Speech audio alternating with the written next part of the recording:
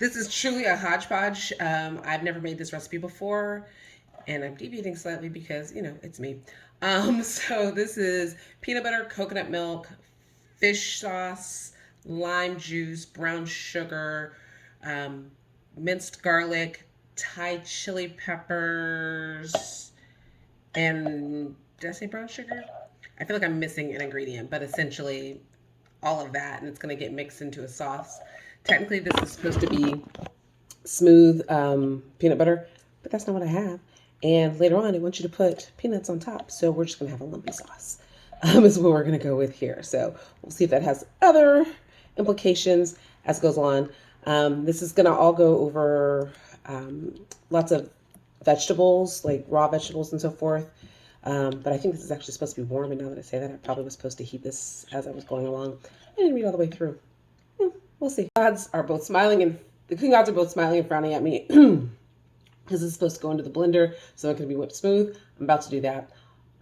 So that's the smile. The frown is that I forgot that I had just cut up a Thai chili on my fingers and brushed the seeds out with my fingers. And I just licked peanut butter off my fingers. Oh, yeah. Voila, the finished product. Mostly salady, so not sure how in love I am going to be with this. I was missing some key ingredients around,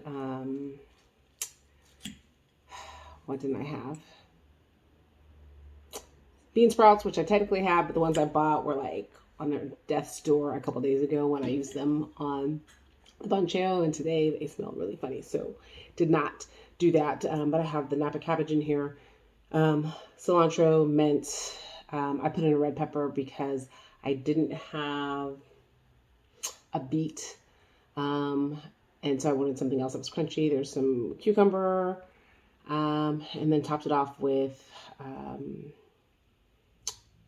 toasted peanuts. And because as it is, I had to puree the earlier sauce. The sauce to me tastes more peanutty than, like, I thought I'd have more notes of the coconut milk, more notes of like more heat from the Thai chilies, and even the garlic, because I actually did a whole clove of garlic, and since I have the recipe, it should have only been half clove. But let's go ahead and see. It's just accompanied by rice, or in my case, I had some farro in the freezer, so I went ahead and thawed that out. Not the best texture, but it needs to get used. And boiled eggs for protein.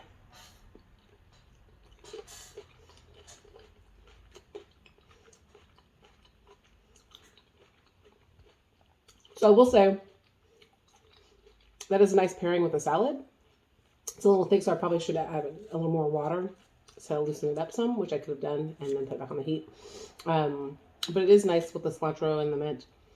And there's a lot of crunch in the Napa cabbage and all the vegetables. Like I said, the frozen farro. Not my best move, but it was in my fridge and I didn't want to waste it. Farro was expensive. All in all, not bad. I can see this being really nice in summertime. Just as something that's kind of, the sauce is warm, but it doesn't have to be warm too much, and like very cool and vegetable based. I really was looking for, I did pork lasagna yesterday and for lunch today, and I had meat over Thanksgiving. I had some tamales, and I don't usually eat that much meat, so I wanted something that was vegetable based. And this does it. So this is delightful. I hope you're having something delightful too.